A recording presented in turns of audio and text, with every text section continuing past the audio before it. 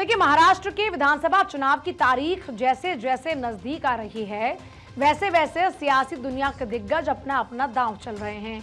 इस बीच बारामती में अपनी दावेदारी को मजबूत करने के लिए शरद पवार ने हाल ही में इमोशनल कार्ड चला था, जहां शरद पवार ने संन्यास के संकेत देते हुए ये कहा था कि वो अब कोई चुनाव नहीं लड़ेंगे। जिसके बाद ये सवाल उठने लगे कि क्या इस चुनाव के बाद शरद पवार राजनीति से दूर जा रहे हैं। लेकिन इस बीच शरद पवार की बेटी और लोकसभा सांसद सुप्रिया सुले ने शरद पवार के संन्यास को लेकर अपनी बात रखी, जिन्होंने ये साफ कर दिया कि शरद पवार भले ही चुनाव से दूर जा रहे हैं, लेकिन वो राजनीति से दूर नहीं जा रहे हैं।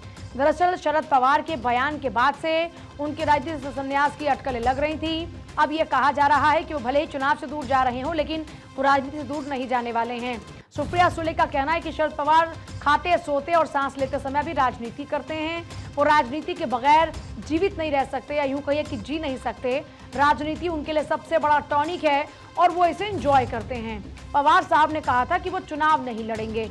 इसका मतलब है कि वो लोकसभा, राज्यसभा, विधानसभा चुनाव नहीं लड़ेंगे, लेकिन इसका मतलब ये बिल्कुल भी नहीं लगाना चाहिए कि वो राजनीति छोड़ देंगे।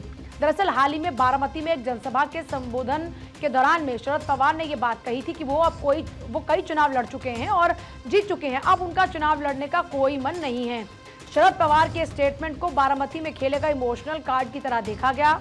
महाराष्ट्र विधानसभा चुनाव में शरद पवार ने कहा महाविकास आघाड़ी के वो मार्गदर्शक हैं और अब उनकी चुनौती अपने किले बारामती को बचाने की है।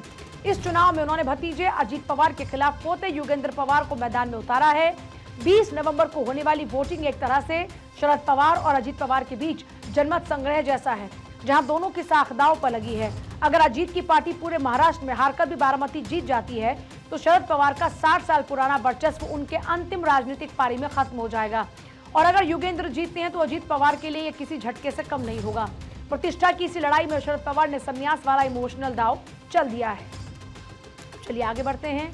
बात होगी अब इस पूरे मामले में क्या आगे होगा।